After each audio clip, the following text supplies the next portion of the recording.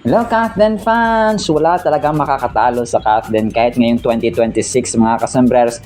Naku po, nag-uumapaw ang tarito awards, recognitions at saka of course yung brands and endorsements no ni Sir Alden at saka ni Ma'am Catherine mga kasambreros.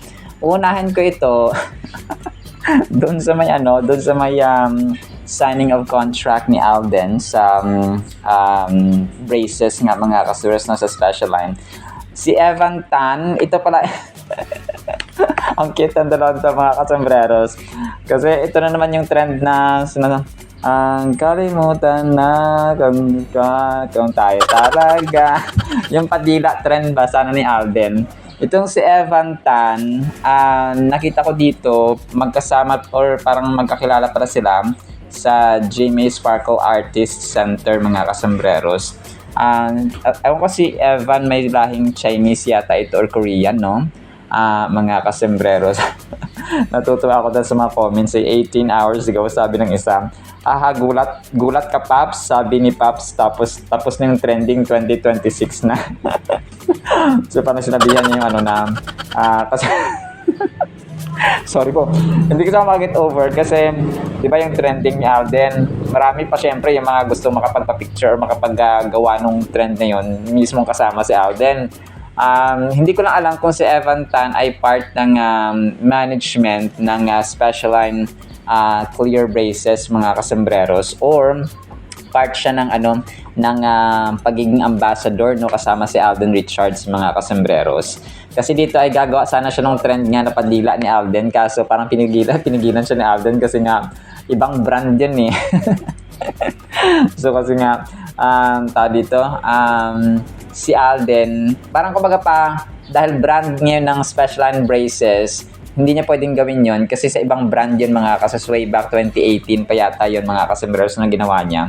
Na yung padila trend nga na alam natin no, na sobrang sikat at naging trending mga kasembreros.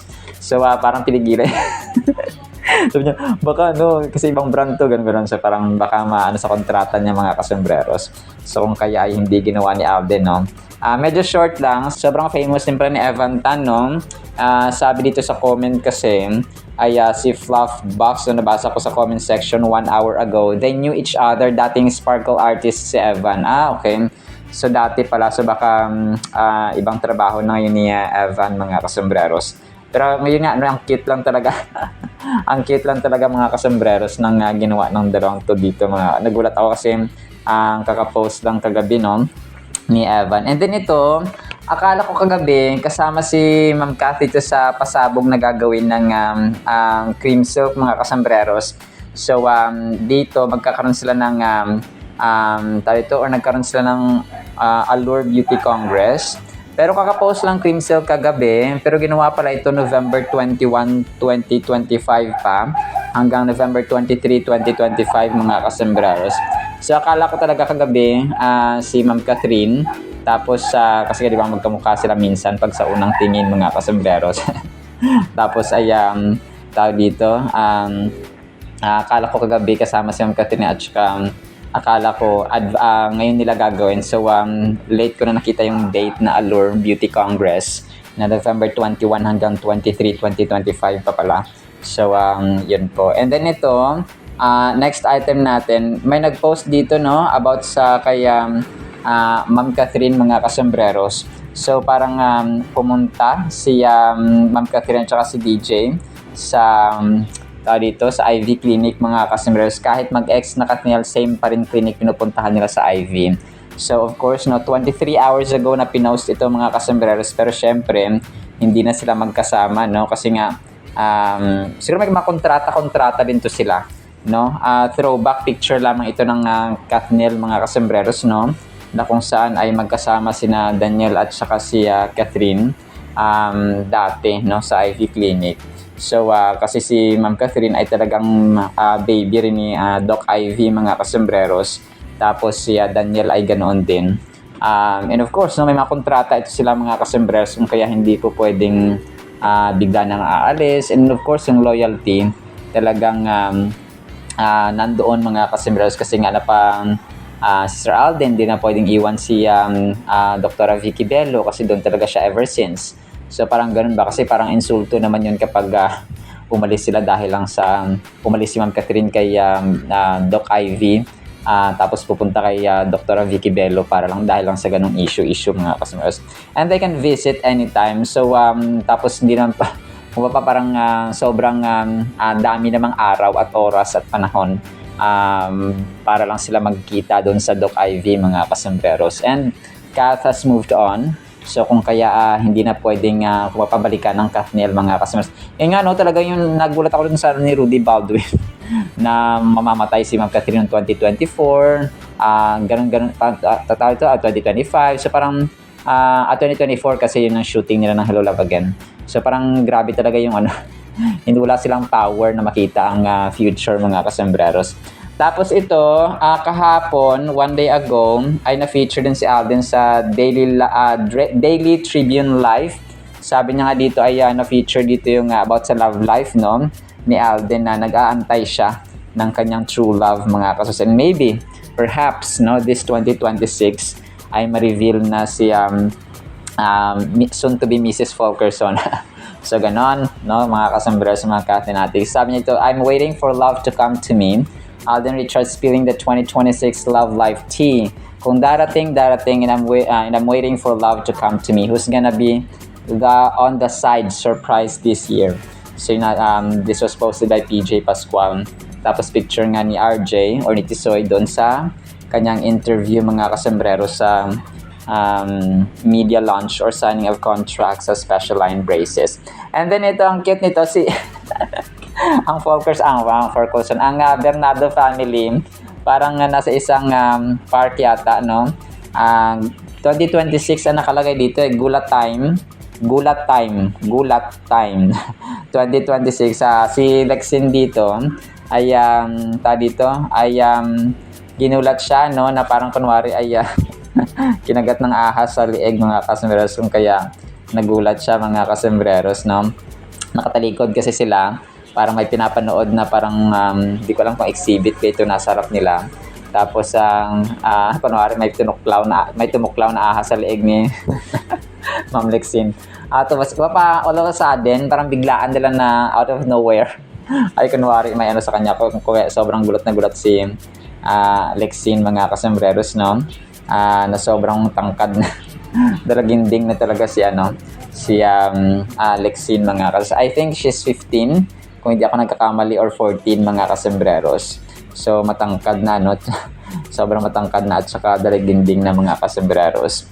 Si Lexin na pamangkin ni Ma'am Catherine mga kasembreros. Tapos 7 hours ago, posted by Enoch Maniquis Manalo, si Ma'am Liza, si Nadine at saka si Kath mga kasembreros na in one frame. So this was the time na parang outfits nila sa Star Magic or sa Magic Ball mga kasembreros ng ABS-CBN, na kung saan ay palong-palo, no, si Ma'am Nadine Lustre din dito at saka si Liza Soberano, of course, no, sa kanilang mga outfits. So ito sabi ko na mga pasabog at walang tatalo sa Kath din mga kasembreros. Una, kasali pala si Alden sa 17 hours ago announcement, no, ng VP Choice Awards mga kasembreros, si Toy Noy Perez, no. The 7th VP Choice Awards voting for sexiest male officially opens on January 15. So yun siya mga kasembreros na 2026. So magkakaroon ulit sila ng awards mga kasembreros exclusively via the VP Choice Awards app and the web voting portal powered by Choice Lee. So tapos marami silang competitors dito mga kasembreros. Sa 7th pa ba? Gawad Lasalonieta pala yung 8th mga kasembreros, no, 8th awards nila. So sexiest of the year, no, sexiest male of the year mga kasembreros, no, 20 nominees ang kasama dito mga kasembreros, kasama sina Paula Avellino, Dustin Yu, Nico Badayos, si Christian Martinez, si Ralph De Leon, Patrick Ramirez, Alden Richards, of course, no, si Josh Cullen, Vince Maristella, Ion Perez, Marco Gallio, Kylie Chari, Naya Cheng, hindi ko lang isa dito, no, ito isa pa dito, si Mac Alonzo, so basta Alden Mendoza. So basta 20 sila mga kasembreros. So si Alden Richards ay napasama dito, no, sa sexiest male of the year mga kasembreros. Pag hindi nanalo si Alden dito, walang problema kasi it's not his priority or very thing mga kasembreros na sexiest. Pero of course, no, it's heartwarming or overwhelming or appreciating na nakasali si Alden dito sa sa mga sa mga nomination. So kung sa akin lang ay ibigay nilang, no, sa mga susunod na henerasyon mga kasembreros itong award na ito kasi busy si Alden sa kanyang mga sa kanyang mga business at projects mga kasembreros.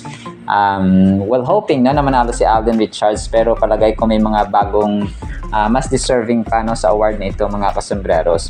Tapos yon, no,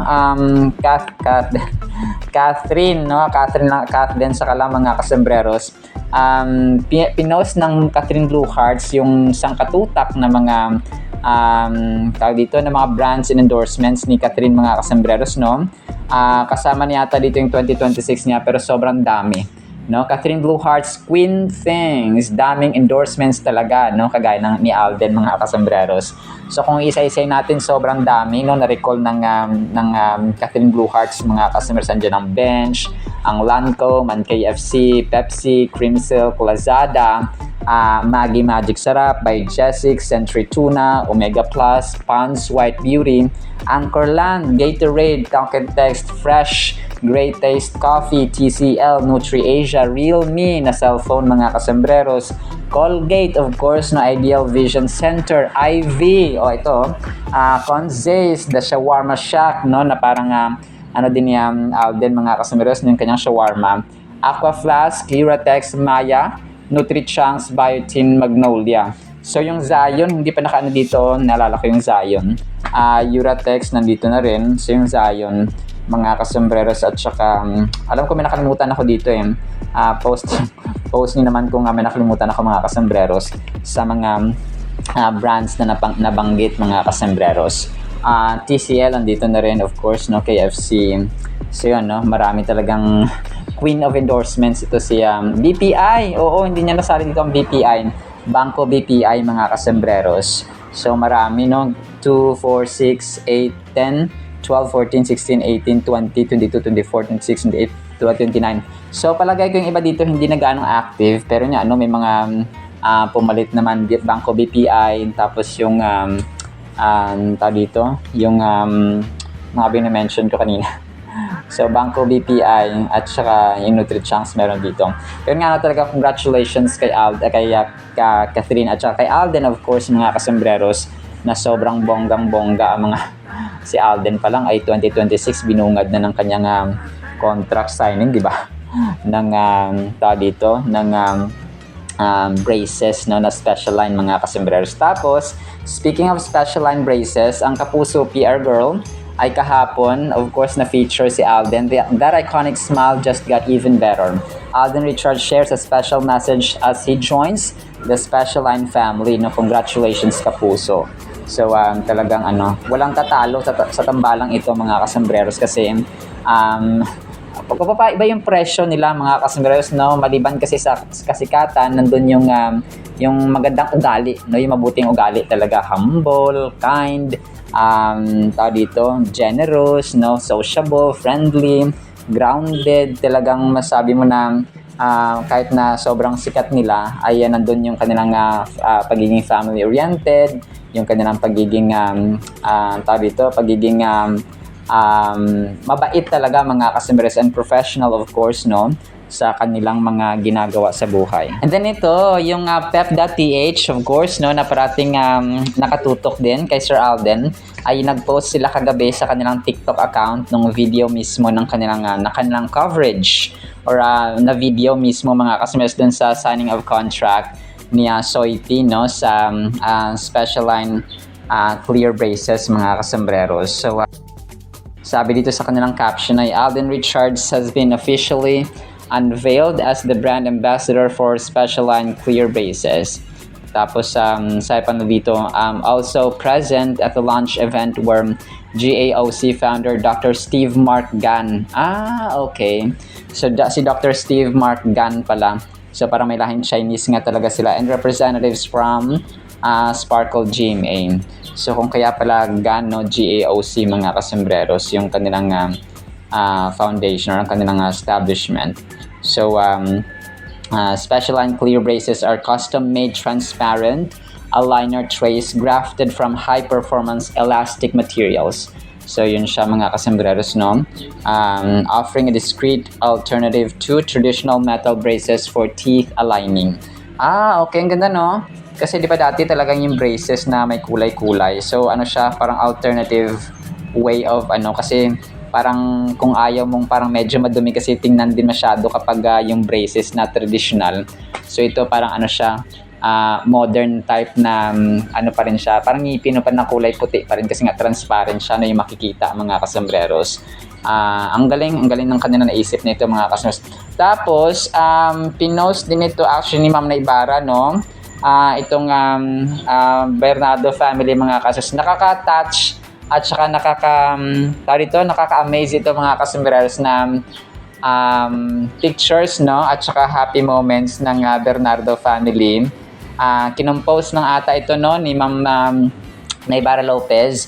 Tapos nakaka-touch yung music background kasi yung 1,000 years, no, na sobrang nakakaantig ng puso mga kasembreros. Mamaya ipe-play ko ito para appreciate nyo mga kasembreros, no, yung Bernardo family. Parang kuhang mga random photos o random na mga moments mga kasembreros ng Bernardo family. So of course andito sila Ma'am Catherine, sina Baby Lixin, and the entire Bernardo family mga kasembreros. Tapos next item natin dito may si Ma'am Catherine, naka-green siya dito mga kasembreros, tapos dinadumog siya of course, no, ng mga tao, na mga fans mga kasembreros. May mga security guard naman, pero nga no, yung papasok na si Ma'am Catherine mga kasembreros, tapos nag-hi-hi siya sa mga fans at saka mga nagvi-video, no, of course nagpapakuha ng picture doon sa kanya mga kasembreros. Kasi kagabi lang to pinost mga kasembreros, kasama niya dito of course si John Valle, no, at saka yung fan dito na sobrang cute mga kasembreros ni attorney. Pero ito po ay yung kagabi lang kasi ito pinost sa TikTok. Hindi ko lang kung nag-recall o nag-throwback lang siya. Ito po ay time ng kanyang parang media launch niya, parang fan meet mga kasembreros ng Conzace na kanya pong in-endorse na brand mga kasembreros, no, na isang food supplement mga kasembreros. So talagang tawag dito, talagang ang cute at saka approachable lang ni attorney. So wala makakatalo, no, sa Kathden mga kasembreros, kasi sila lang talaga ang very relevant noong 2025 at relevant pa rin, or kumbaga pa nasi-stay at nami-maintain nila yung kanilang spotlight. Iba pala talaga, no, kapag marami ang nagmamahal sa'yo, kapag lalong-lalo kapag mahal ka ng mga press people ng media, kumbaga pa parang hindi mo sila kailangang minsan hindi mo na sila kailangang pilitin or inform na ganito ganyan, kasi sila mismo yung nagkukusa na inaalam yung schedule mo, inaalam yung signing of contract mo sa ganito, na magiging brand ambassador ka sa ganito, ganito yung gagawin. Katulad ni Sir Alden, no, parang halos lahat ng kanyang mga ginagawa ay nakafocus yung media mga kasers at saka mga press people. Iba kasi talaga kapag approachable ka at saka open ka talaga mga kasembreros sa mga media people, kasi sila yung no, sila yung tagahatid din ng trend mga kasembreros. Kasi pag pinost ng Manila Bulletin for example, pag pinost ng PEP, pag pinost ng Philippine Star, pag pinost ng Philippine Daily Inquirer, pag pinost ng ganito ng ganyan, so talagang yun yung way ng sa showbiz mga kasembreros, no, they maintain their spotlight mga kasembreros even without parang effortless, no, they're just doing their thing, they're just doing their job, pero effortless na nagiging trending pa rin ng Kathden mga kasembreros. So yun ang the best, no, sa kanilang pagkatao mga kasembreros, na hindi nila hindi nila pinipilit at saka pinagpipilitan niya, pinagsisiksikan yung kanilang sarili para maging trendy. Tulad ng padila ni Sir Alden na talagang kulit nun. Kahit sino ay talagang gumawa ng padila trend na yun, mga kasembreros. And then ito, showbiz news update. Sabi dito na-feature si Alden, no? Ngayong 2026, dalawang medical drama serye sa TV ang aabangan. Nakakatuwa yung mga comments dito. Code Gray sa GMA at The Good Doctor sa TV5. Pagbibidahan ni Alden Richards ang Code Gray at si Inigo Pascual naman ang The Good Doctor. Excited na ba kayo? Mga kapuso at kapatid. So, parang marami ang favor talaga dito kay Alden, no? Sa comment section. Hindi ko na screenshotan kasi medyo madami, mga kasos. At saka ayoko magsinungaling, no? Hindi naman ako bias, pero maraming, parang 95%, 95-96% mga kasembres ay bumoto kay Alden na gusto nilang panoorin sa 2026, mga kasembres. Hindi ko alam kung parang nagkataon lang sila, no? Nagkataon lang sila na parehong drama, medical drama series, no? Na doktor nga yung kanilang role, mga kasembreros. So si Inigo Pascual na anak ni Piolo Pascual, mga kasembreros. Tapos next item natin, si Donna Melandicho, 9 hours ago nag-post din siya, no, ng pictures nga ng Bernardo siblings, mga kasembreros, no, na Ate Chrysler, Ate Christine, si Kuya Kevin, and of course si phenomenal box office cinema queen, mga kasembreros. Talagang ibang level. And dito ko talaga na-realize yung strong family support system. Talagang kailangan pala yun, mga kasembreros, no, para magpatuloy at saka lahat kayo kapag may problema, tulong-tulong at saka madali siyang nasusolusyonan, mga kasembreros. Tapos ito, last item natin, posted by Kathdan official fan page, no, 3 days ago ni Queen Lara. Sina Kath, si Catherine, si Nadine at saka si Belle, si Liza, si Andrea Brillantes at saka si Kim Chu, mga kasembreros. Bakit naman angry? Angry emoticon itong kay Kim Chu, mga kasembreros, no? Pero nilagay niya lang siguro. Pero hindi naman siya galit kay Ma'am Kim Chu, mga kasembreros. So, ang heart na emoticon kay Kath, yung heart with the hug kay Nadine, like sign naman kay Belle, kay Liza naman, bakit naman? Sabi dito, yung emoticon niya ay crying. Tapos kay Andrea naman ay wow. Tapos kay Kim naman ay angry. Di ko alam kung bakit angry itong kay Kim Chu, mga kasembreros.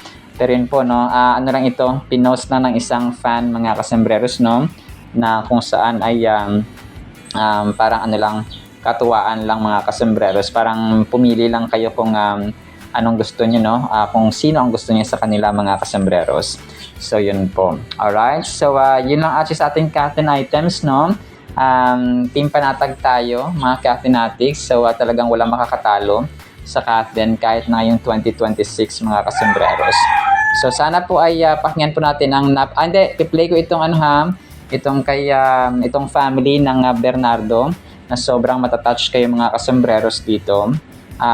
Tapos yun, i-play ko rin pala itong sa Conzays ni Ma'am Catherine para ma-appreciate ninyo, mga kasembreros, no? So try ko nga kaya, wag na itong kay Ma'am Nadine Lustre, mga kasembreros.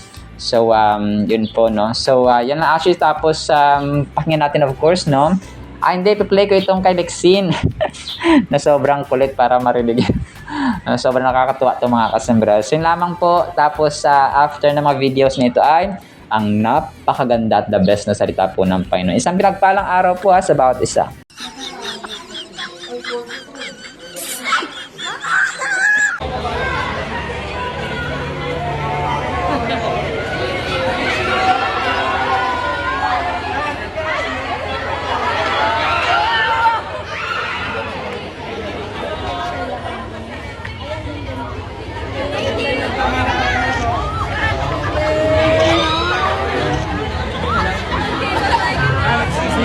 Thank you po.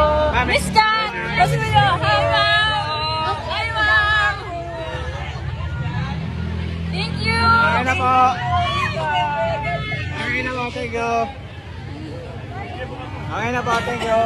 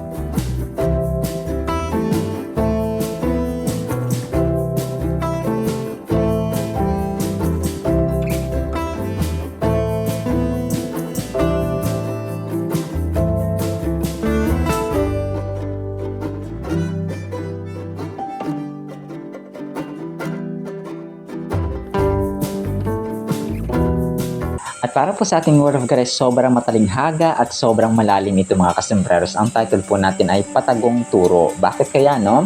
Proverbs or Kawikaan chapter 3 verse 32. For the perverse person is an abomination to the Lord, but his secret counsel is with the upright. Napakaganda mga kasembreros, no? So dito, nagkaroon ng comparison between yung mga taong masasama, no? Yung mga perverse mga kasembreros na kung saan ay pag sinabing abomination, yan po ay kahindik-hindik, no? Grabing galit ang Panginoon mga kasembreros sa mga taong gumagawa ng masama. And yung mga tao, may may mga uri ng tao na let's say yung pinakamasama, konting hindi ganong masama. So ganon mga kasembreros. So yung mga perverse, ito yung mga taong ayaw nilang, yung character nila ay hindi good, no? Hindi recommendable mga kasembreros, and unacceptable yung kanilang behavior na kahit na alam nilang masama, alam nilang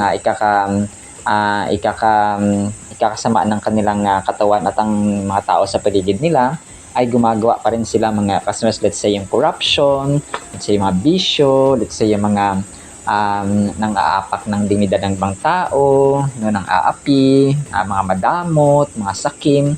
So alam natin, no, kilala natin yung mga kasi mga taong masasama ang ginagawa mga kasembreros. So tapos dito naman ay may mga tao rin naman na hindi ganong masama, no? Mabuti naman sila, they're kind, pero they're generous na matulungin sa kapwa, pero wala silang panahon sa Biblia.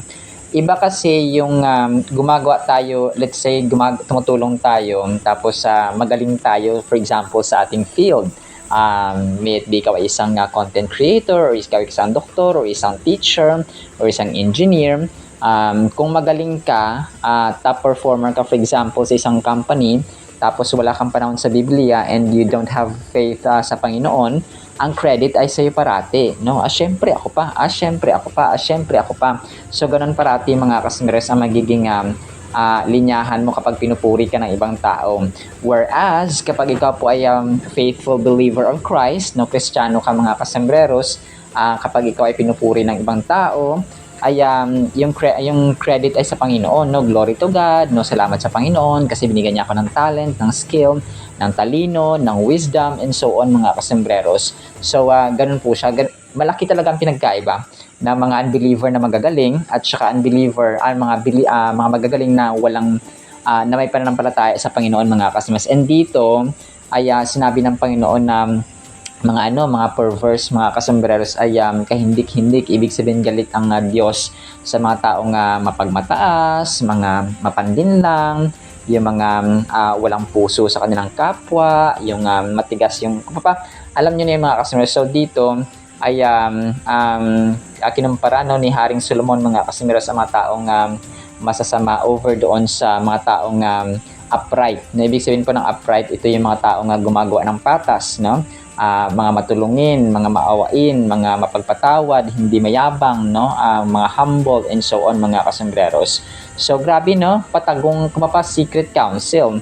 Ibig sabihin yung turo, yung counsel, yung wisdom, yung advice, yung kasi ang Diyos natin ay pwede siyang kumilos in a mysterious way, and minsan ay public mga kasembreros yung kanyang pagkilos, no? According sa kanyang kalooban, according sa kanyang plano, kumikilos ang Diyos natin mga kasembreros if we believe and follow His will mga kasembreros. At alam natin yung will ng Panginoon, love the Lord your God with all your heart, mind, soul, and strength, and love your neighbor as love yourself. So balik tayo sa mga perverse mga kasembreros. So yung, di ba, may pinakamasama, may medyo masama, may masama, so may hindi gaano masama. So ganun siya mga. So, yung mga taong hindi gaano masama, pwedeng yung mga gumagawa naman sila na mabuti, no? Tumutulong sa pamilya nila, nagpo-provide kapag nagbibigay sa magulang kapag may sahod, nagpo-provide sa pamilya, pero wala silang time sa pagbibiblia, wala silang time sa panalangin. So, ano pa rin yun mga kasembreros? Self-righteousness. Sarili lang nila yung pinagtitiwalaan nila because wala silang time sa Panginoon, no? Kumakain sila, nagda-diet sila for example, masarap yung kanilang pagkain, and then nag-exercise, for example, healthy ang kanilang katawan, bata pa sila, nasa 20s pa sila. So, kahit wala silang panahon sa Biblia, walang time sa panalangin, kasi okay ang kanilang physical body, yung physical attribute nila, malakas pa sila kasi bata pa nga, no, nakapagtrabaho, nakakapag-earn ng pera. So, kahit wala silang time sa Biblia, okay lang, no? Okay lang makapag-provide sila. Parang sakto lang na okay na yung makapag-provide ka sa pamilya, makakapagtrabaho ka, makaka-earn ka, gusto mong gawin, kung gusto mong bumili ng ganito, nakakabili ka because you earn money, no? Ganun siya mga kasembreros. Pero, hindi nila alam na abomination din yun sa Panginoon. Okay? Anything na ginagawa natin tapos wala tayong panahon sa Biblia, sabi nga ng mundo ni Lord mga kasembreros na kahit na maangkin man natin at maging may-ari tayo ng earth na ito or kung anumang planeta dyan, maging may-ari man tayo ng Mars, ng Venus, ng Saturn, ng Jupiter, kung wala ang Diyos sa ating buhay ay useless po ang lahat. Kahit tayo pang may-ari ng pinakamamahaling mga restaurant or mga ano man dyan, mga customers or pinakamayaman man tayo, billionary man tayo, trillionary man tayo, kung wala tayong panahon at wala tayong relationship kay Lord Jesus Christ, everything is useless. Kumaga pa 1 trillion, kahit 100 trillion pa ang pera mo dyan, kahit na ikaw pang may-ari ng mundong ito, times 0 is equal 0. So ganun siya mga kasembres. Parati po nating tatandaan na kahit anong busy natin, kahit anong galing natin, kahit anong profesyon natin, tayo man ang presidente ng Pilipinas, presidente man tayo ng ibang bansa, kung wala tayong relasyon sa Panginoon, everything is useless. Everything is meaningless mga kasembres. Siguro nakaka-amaze kung ang ating presidente ay may takot sa Panginoon. No, kapag may takot sa Panginoon ng isang tao, ay takot din itong mangulimbat ng pera at ang gagawin nito ay kapakanan ng masa, kapakanan ng tao because he knows na inilagay siya dyan ng Panginoon. And the purpose why he is being in the position is to provide and to do welfare, no, goodness, no, kabutihan ng kanyang gagawin sa kanyang nasasakupang bansa o nasasakupang let's say mga mayor for example, mga governor, mga kongresista. So may narinig akong isang kongresista. Sabi niya, wag mo na akong kasi parang in-interview siya. Pero parang joke lang niya ba na sabi niya, sabi niya, tapos parang may tinanong siya, sabi niya, nag-joke siya ba, wag mo na akong tawagin congressman, nakakahiya kasi. Sabi niya, kasi yung impression ng mga tao pag sinabing congressman, mga kurakot, mga kasembreros, no? So dito natin nakikita na kapag ang tao may takot sa Panginoon, mga kasembreros, kahit na sino, anak man natin yan, asawa, kapatid, magulang, no, best friend for example, manager for example, supervisor for example, principal for example, teacher for example, doktor, kahit na sino, any human being, whatever your position is, kapag may takot ka sa Panginoon, ay nandun yung character ng kabutihan, nandun yung character ni Lord because meron tayong fruit of the Holy Spirit, yung love, joy, peace, patience, kindness, nagpapatawad tayo sa ating kapwa, may humility tayo, may humbleness tayo, hindi tayo nagtatanim ng sama ng loob, no? Basta, no? Hindi man tayo perfecto, but when the Spirit of God is in us, the fruit of the Spirit of God is in us, ay nagkakaroon tayo ng unity, nagkakaroon tayo ng one mind in one.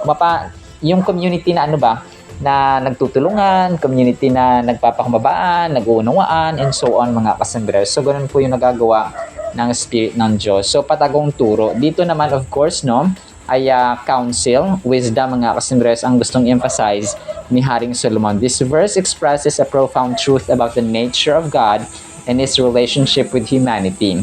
It highlights a clear distinction between those who act with integrity and those who are cunning or deceitful. So, yung mga taong may integridad, taong honest, mga kasembreros, versus yung mga taong mapanlin lang, no? Cunning, mga tuso, kumaga pa, in a bad way. When we read that the devious or the perverse person, mga kasembreros, is an abomination to the Lord, we come to understand how serious God takes our behavior and action. So serious ang Panginoon kapag ang tao ay gumagawa ng mabuti, seryoso din ang Panginoon sa pagpapala. Kapag ang tao naman ay gumagawa ng masama, seryoso din siya sa pagpaparusa, mga kasembreros, and provide them consequences along the way.